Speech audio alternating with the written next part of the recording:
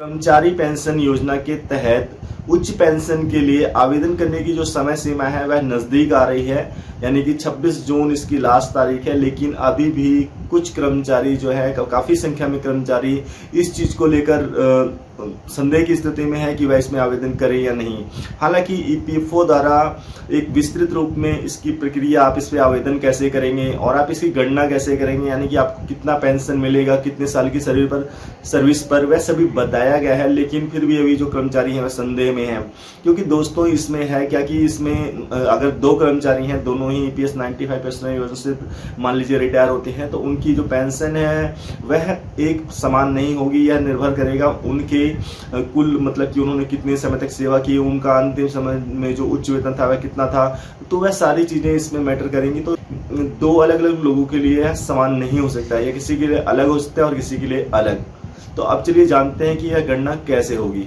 एक आम आदमी के लिए यह मुश्किल है कि निर्णय करना कि वह ईपीएफओ का जो पेंशन है उसके उच्च पेंशन के लिए वो आवेदन करे या नहीं। तो दोस्तों चलिए हम आगे जान लेते हैं कि यह किस तरह से किसी के लिए फायदेमंद हो सकता है। भाई जो पेंशन है वह दो फैक्टर पे ज्यादा निर्भर करती है, यानी कि दो फैक्टर से उसकी कैलकुलेशन करते हैं कि एक तो आपने पीरियड कितना समय दिया, कितनी लेंथ आपकी सर्विस है।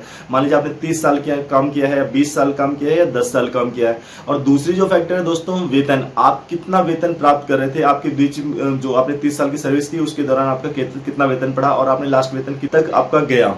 तो इन दोनों चीजों पे दोस्तों निर्भर करता है कि आपकी पेंशन कितनी होगी।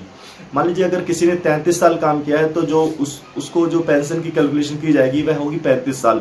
क्यों? क्योंकि उसको 2 साल का एडिशनल लाभ दिया जाता है। अगर दोस्तों यह 35 साल है तो कम से कम दोस्तों जो पहुंच जाती है लमसम, यानी कि 50% के आसपास की सैलरी। अगर हम बात करें किसी ने काम किया अगर 26 ईयर्स, तो उसका जो पेंशन मिलेगी आमतौर पे 40% हो जाता है। और अगर मान लीजिए दोस्तों किसी ने 20 साल काम किया तो यह होता है 31%।